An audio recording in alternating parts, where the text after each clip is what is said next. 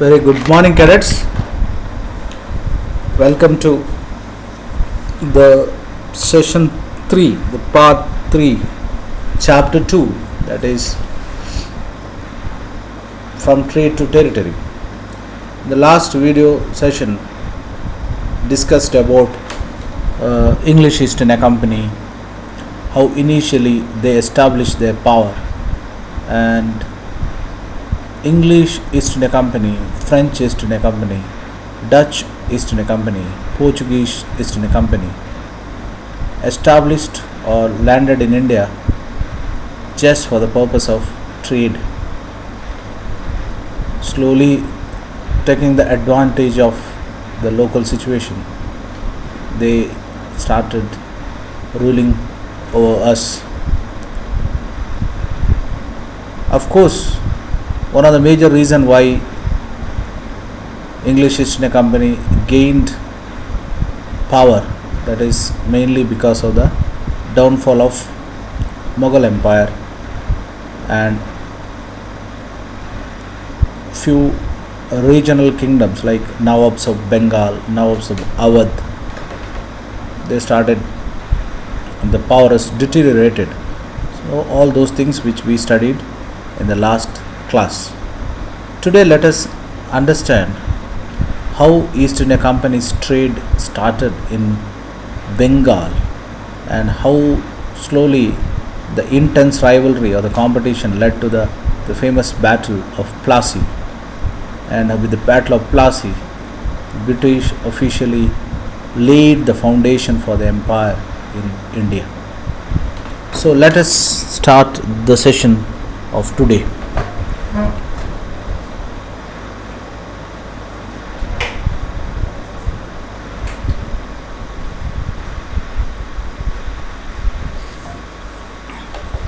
The first English factory was set up on the banks of river Hooghly in 1651. Please write down.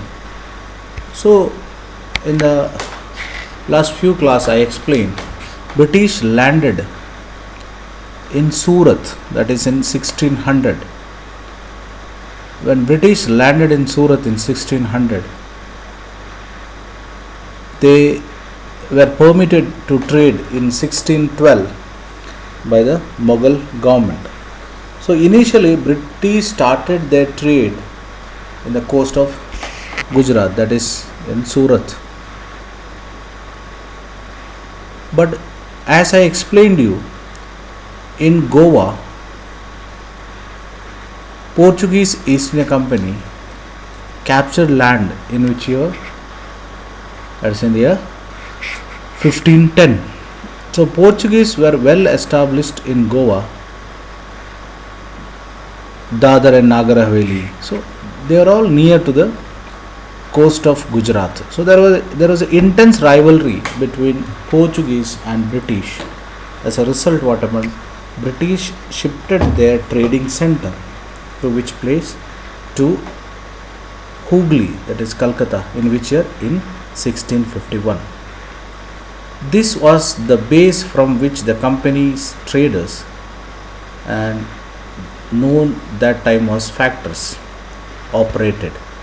So they started operating from the place of Hooghly.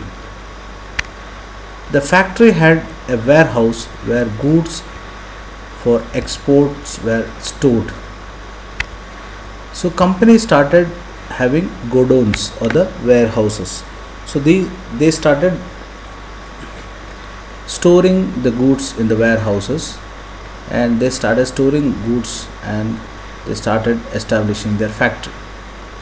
And the offices were the company offices, they expanded their trade. So when the British East India Company, there was a volume of trade is increased. What is the volume of trade means? They started increasing their trade quantity because there was a great deal of demand in the European countries. That's the reason why the volume of trade was increased. As a result, what happened? The company persuaded the local merchants and traders to come and settle near the factory, so that the British felt that they can save a lot of time. Otherwise, British officers should go in search of goods and collect those and sell. Now what happened? The companies persuaded the traders to come and settle down in and around factory, so that the trade activity or trade and commerce, it become very easy. By 1696 it began building a fort around the settlement. So around the settlement they started building a fort, so to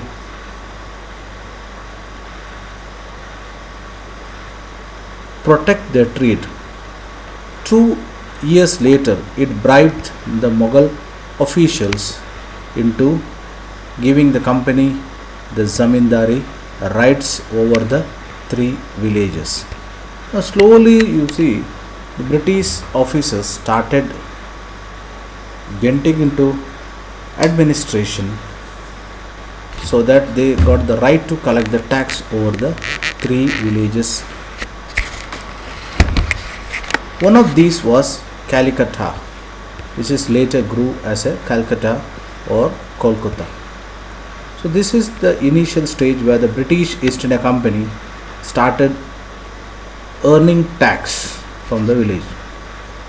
And they also persuaded the Mughal Emperor Aurangzeb to issue an order or firman, means order. What is the order? Which allowed the company to write trade without paying tax. That is called trade duty free, means without paying tax. That is called duty free trade. So that is what one of the major decision by Aurangzeb. So Aurangzeb allowed British government to trade in India without paying tax. So today you see, when any company is involved in trade or a business, they have to pay GST, goods and services tax. It's very common. But British started trading in India without paying any tax to the then government, that is to the Mughals. That is what Aurangzeb was persuaded to issue a firman or an order which granted the East India Company to trade duty free. That is what one of the major thing which is done. What is firman? So that is a royal edict or a royal order. Today what we call it's a rule or law. Hope you are able to understand what I am explaining to you. Company tried continuously to press more concessions and manipulate existing privileges. So the British East India Company, you know very well, they were not ready to compromise with the profit, the volume or the amount of profit which they are getting. So as a result, what happened? The British East India Company demanded for more concessions, and not only that, they started manipulating existing privileges provided by the Mughal government. Aurangzeb's firman, for instance, had granted only company the right to trade duty free, but officials of the company who were carrying on a private trade on the side were expected to pay duty. Now what do you mean by this sentence? Means as a English East India Company, the company can do the trade without paying tax, but any official who is privately involved or separately involved in trading, then he has to pay the tax. So that is, but here what happened? The private trade was carried by the officers. It is quite common because the trade was very profitable those days. So as a result, what happened? Few officers of East India Company, they started trading simultaneously, side by side. That means private trade, not under East India Company. They were supposed to pay the tax, but they started misusing or the manipulating the privilege which provided. So that is what they said. They refused to pay the tax. Now, when they refused to pay the tax, it led to enormous loss of revenue to the government of Bengal. So, Nawabs of Bengal, now they started feeling that the absence or the exemption which is given for not paying tax, that started being a very burden on the government, because there is a huge revenue loss. So the first one to rebel against this system was Murshid Quli Khan. So Murshid Quli Khan is the first one to rebel against the system, and that is the beginning of the battles.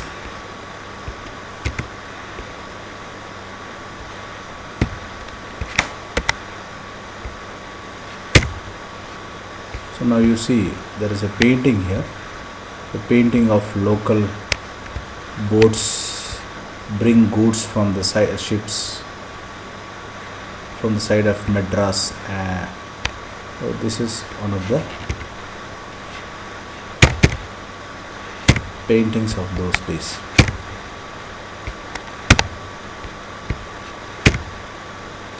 Now let us understand how trade led to the battles. I already explained you, it all started initially with the absence of paying tax.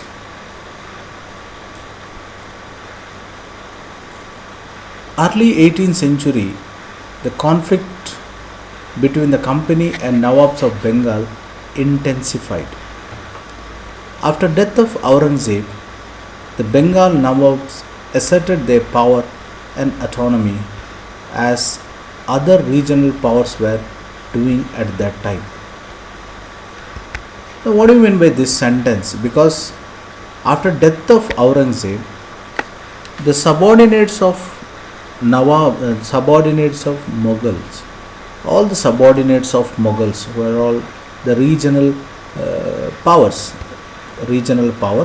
So all the regional powers or the subordinates of Mughal, they naturally declared their autonomy. Autonomy is nothing but independence, because quite natural.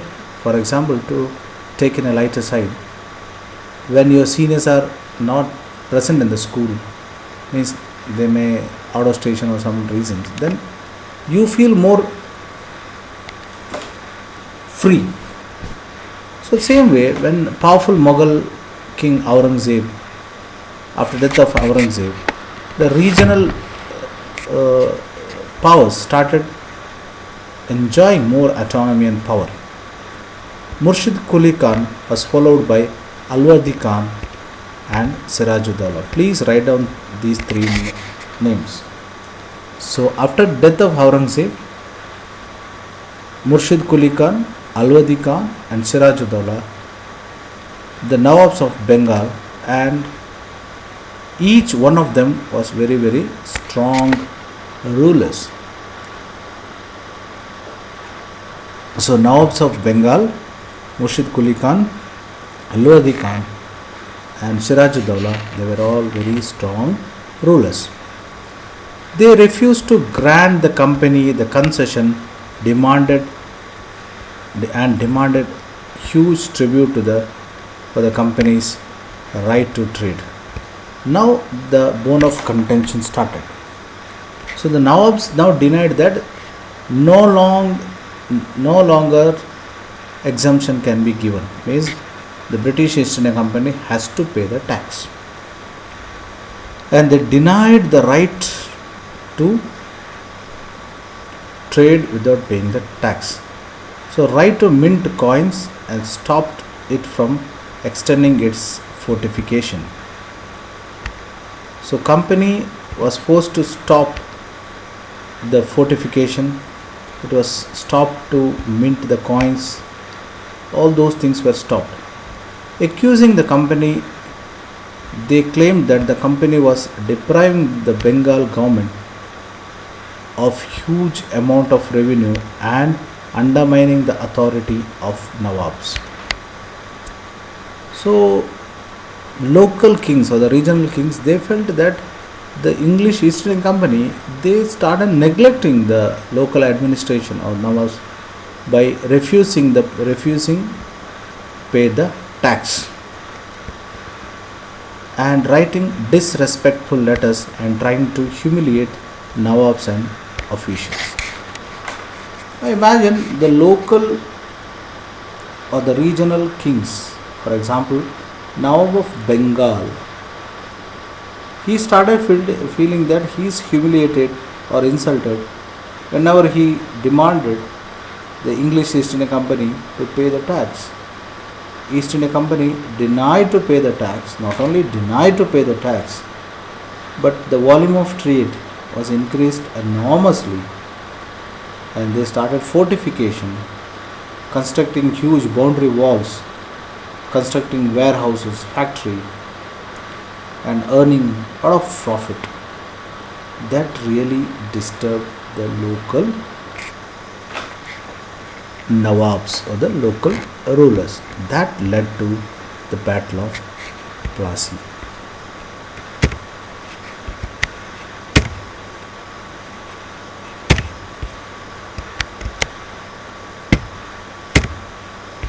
The company on its part declared that demand of local officials, they were ruining the trade of the company.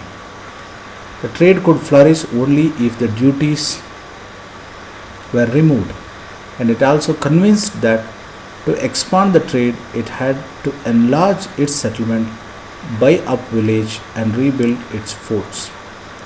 The conflict led to the confrontations and finally culminated the famous Battle of Plassey. Now try to understand what I am explaining to you.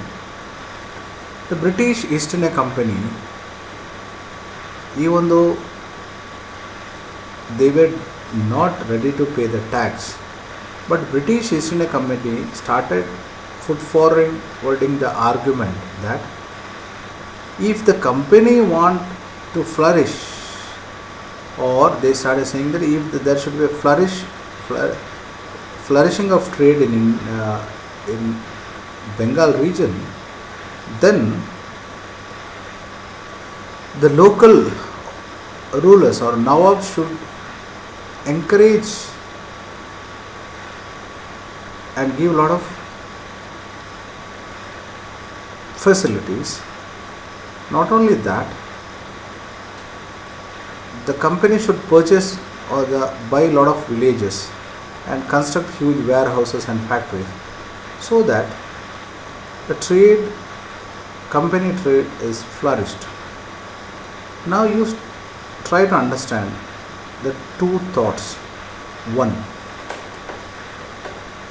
the Nawabs of Bengal, they started feeling that the British East India Company was allowed to trade duty free by Aurangzeb, but after death of Aurangzeb, the volume of trade was increased. Means they started, initially their profit was less, trade was less. Slowly what happened, that volume of trade was increased, naturally the profit ratio also increased. When the profit ratio increased, change of administration, local Nawabs declared their independence. Naturally, they demanded that payment of tax should be done. That is a one argument. What was the second argument? Second argument was that British East India Company felt that if there should be a good trade in India, they said that it is your responsibility, means responsibility of local kings, to give us a lot of concession, so that you give concession, you allow us to trade from few villages, capture those villages, so that the trade will flourish. So that is what two contradictory thoughts. Nawabs of Bengal felt that the British, they were supposed to pay the tax which they are not paying. That was wrong. But British comfortably felt that they should not pay the tax because they are helping the Nawabs by increasing the trade or giving revenue to the local farmers or the those who are selling the goods. So that this thought process itself later led to the Battle of Plassey. So the famous Battle of Plassey. Regarding Battle of Plassey, we'll study in the next class. Take care. Wish you a wonderful day. Please write down important points which underline me. Thank you. Wish you a wonderful day. Thank you very much.